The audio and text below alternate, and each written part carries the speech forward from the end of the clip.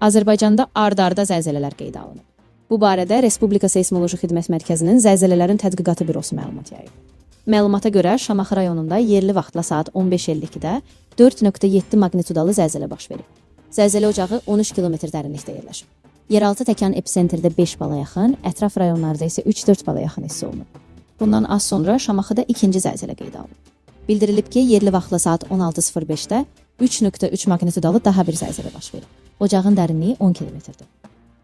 Bölgə TV bildirir ki, seysmoloq professor doktor Naci Görür Demokrat Aza açıqlamasında deyib ki, hər hansı bir şeyi dəqiq proqnozlaşdırmaq mümkün deyil. Xüsusilə zaman baxımından bunu bilmək çətin olur. Bu, tektonik lövhələrin hərəkəti ilə bağlı bir hadisədir. Professor bildirib ki, minlərlə, 10 minlərlə kiçik zəlzələ baş verə bilər və bu, mütləq böyük zəlzələnin olacağını demir. Geofiziki araşdırmalar aparılmalıdır, fay xətləri araşdırılmalı, gərginlik qiymətləndirilməlidir.